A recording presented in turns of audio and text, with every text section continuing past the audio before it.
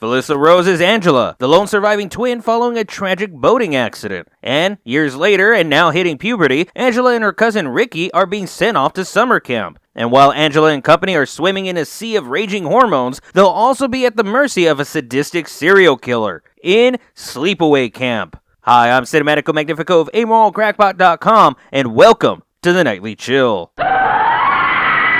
Written and directed by Robert Hiltzik, Sleepaway Camp is a beloved cult classic that is also rightfully criticized for being a bold-faced knockoff of Friday the 13th. There's a camp, a group of counselors and campers, and a mysterious serial killer with inhuman speed, strength, and stealth. But unlike so many of the other knockoffs that came about in the 1980s, Sleepaway Camp is unique in that it deals with themes of bullying, budding sexuality, and adolescent insecurities. The movie isn't particularly deep, of course, but the various topics the movies touch upon are different and compelling enough to elevate it above similar offerings, such as April Fool's, Prom Night, and The House on Sorority Row. The difference maker here is that this isn't just a group of attractive 20-somethings parading about as hormone-driven, beer-swilling, pot-smoking teenagers. These are younger actors acting very much like you'd expect real teenagers to act in a poorly staffed summer camp. They bicker, they're petty, and they're accurately immature and lost in their surroundings. There's a feeling of authenticity that so many of these sorts of movies always lack. Honestly, the only thing here that might drag you kicking and screaming from your otherwise enjoyable viewing experience might be the occasionally odd bit of dialogue or simply and plainly bad acting. At times, it's honestly a bit difficult to determine which one is more to blame. Fortunately, the movie strives to be just as funny as it is brutal and unapologetic in who it targets with its vicious death scenes. It embraces its campy, low-budget identity without ever trying to be parodic or self-aware.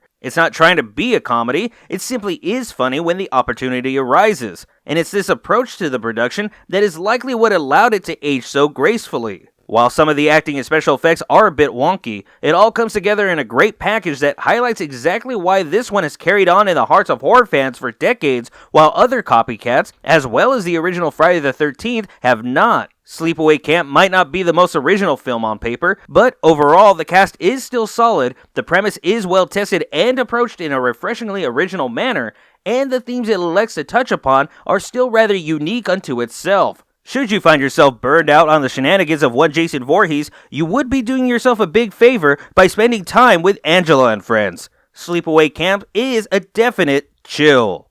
That's going to do it for us tonight on the Nightly Chill. If you enjoyed this video, be sure to like, subscribe, and follow, and also be sure to leave me any questions, comments, suggestions for future reviews, and maybe even discuss today's movie at greater length. And as always, this video is brought to you in part by our viewers. If you'd like to learn how to support this and other projects, please visit amoralcrackpot.com or check the description below.